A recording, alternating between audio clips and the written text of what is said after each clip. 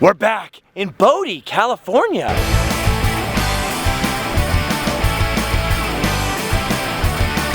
leave today and enter the world of Random Land.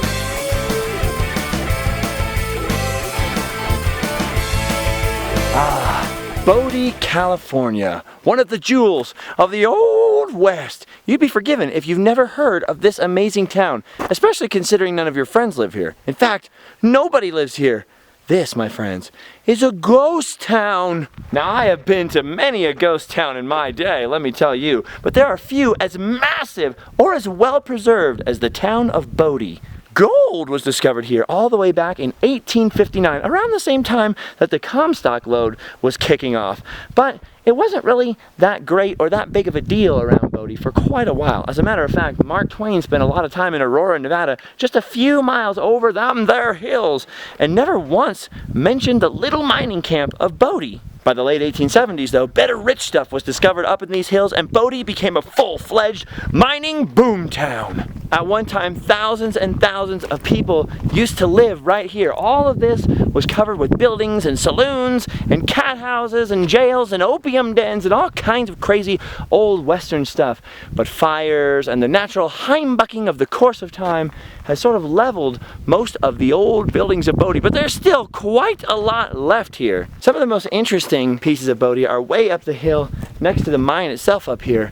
There's all kinds of little shacks and shanties which are pretty much only covered by chicken wire. Not only because there's some of the more interesting looking ruins in Bodie, but also because I really like sitting here and thinking about the fact that these were people's homes. I mean, people spent their lives right here in Bodie.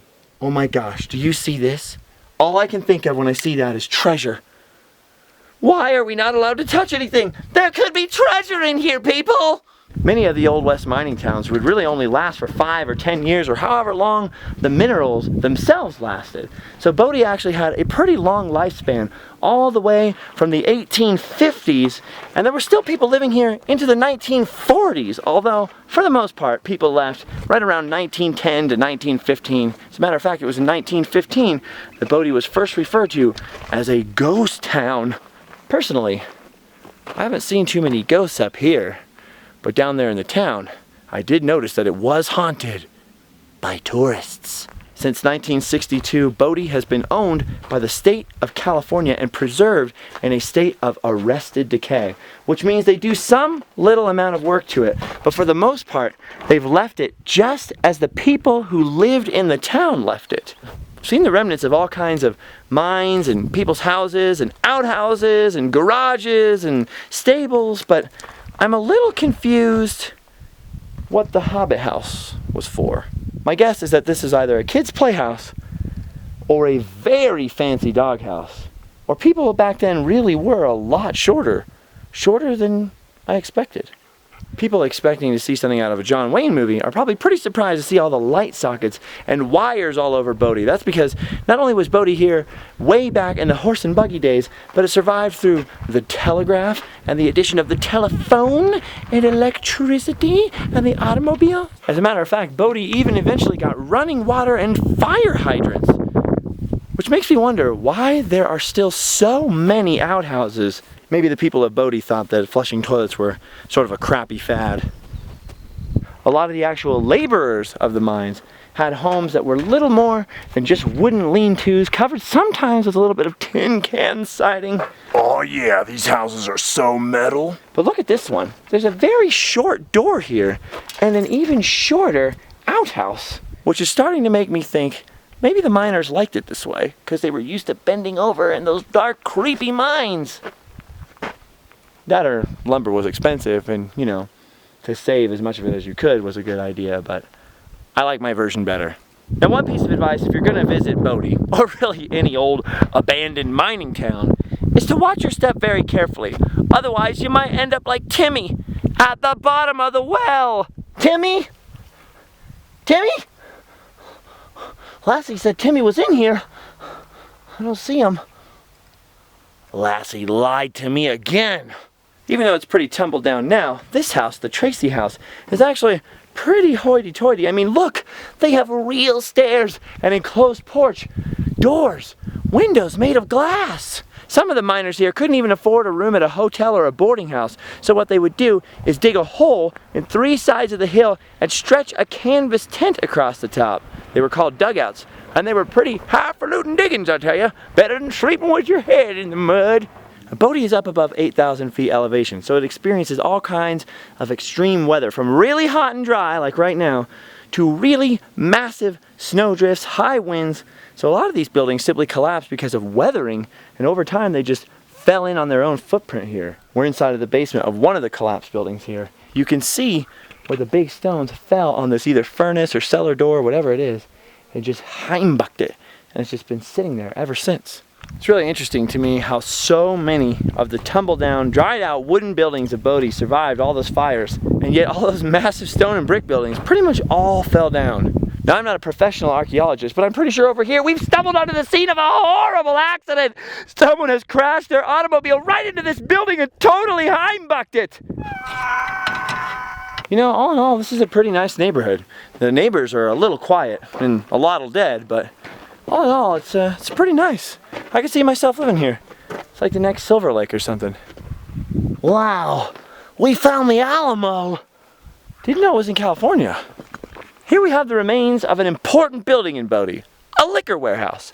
In a town like Bodie, people were probably pretty bummed out when this one bit the dust. Thirsty, need booze. This is the Bodie Jail. Yes, even Bodie had a little bit of law and order. One would hope that the threat of jail would be a good enough deterrent to slow down the killings in Bodie. The killings actually didn't slow down, but the murder rate was pretty low. Mostly because the witness was usually dead, and the jury usually ruled in self-defense. High five for jury of your peers. The power of the Old West. Next to the jail was located one of the more colorful parts of town. Right back here was Bonanza Street, but it was also known as Maiden Lane and Virgin Alley. So the colorful aspect was mostly in the form of red lights, if you catch my drift. Here the ladies of the evening would ply their trade well into the night. Many a memory, regret, and baby was made right here in Bodie. Oh, but don't worry guys, they had 2 churches. Nobody went to them, but they had them.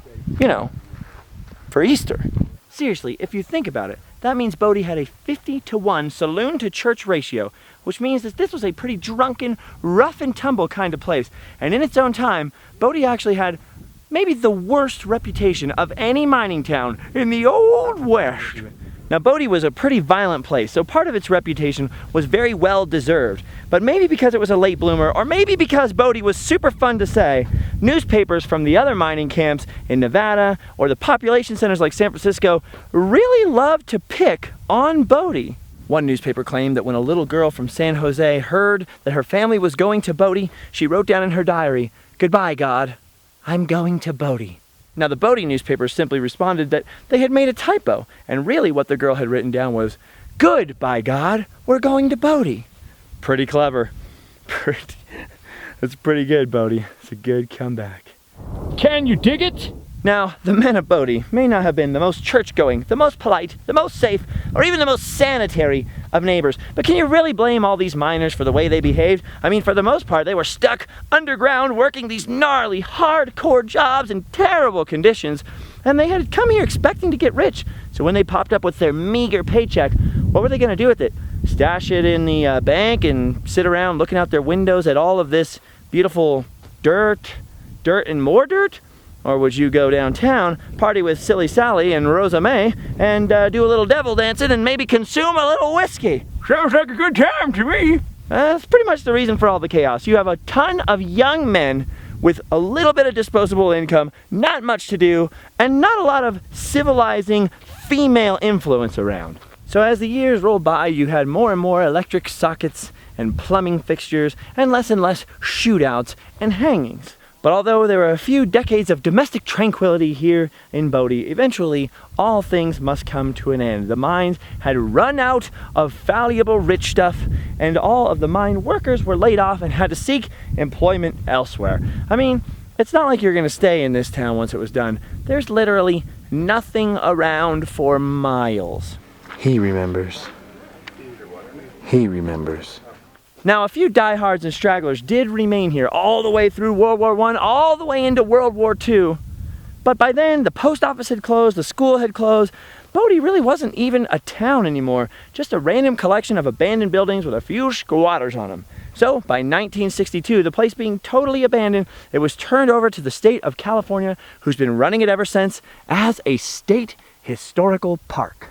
Now, when looking at scattered artifacts all over the ground and hiking around at 8,000 feet becomes a little tiresome, Bodie also has its own museum where you can get up close and personal with some of the better preserved indoor artifacts, including a pretty creepy hearse. Now, in this visit, we mostly came just to take a look at the awesome abandoned nature of the wonderful town of Bodie. But there's all kinds of other stories here. Pick up a book, people. There's a guy who got hung by a vigilante mob. There's a prostitute who saved the entire town. A ton more stories, and hopefully we'll be able to come back and explore some of them further. But make sure to subscribe to this channel for all kinds of wacky adventures from all over the place, including some from the Old West. Check out our website and all the crazy links down in the description of this video. And I'll see you guys in Random Land. Bye-bye!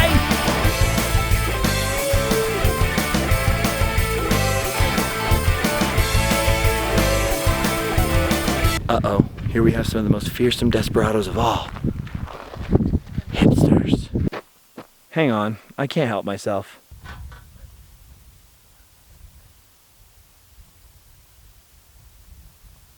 Oh yeah, I see your problem right here.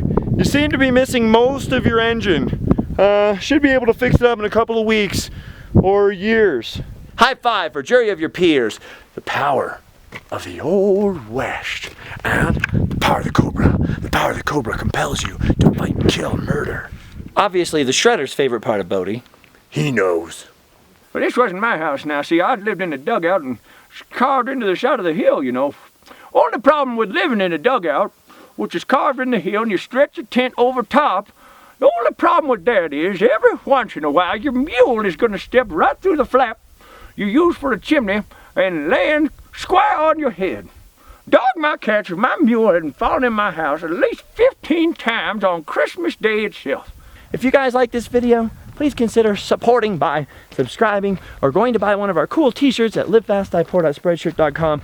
Or if you really like these videos, go over to patreon.com/JustinScarred, where you can volunteer to donate. Like, say you think the videos are $1 a month worth of entertainment, you can donate $1 a month to the cause, which will fund and support, well, feeding me, and also being able to come on some more wacky, crazy, weird video adventures where I get attacked by bees, almost bit by a rattlesnake, true story, and, you know, fall down on rocks and other neat stuff. So, thank you guys for watching. Thank you for checking out all the links in the description. I'll see you guys later. Goodbye. Goodbye. Well, just for sitting here listening to me, you've done your duty. Reckon you can go along down the old dusty trail, go home and sleep well. Oh, dang it, we're getting bonuses.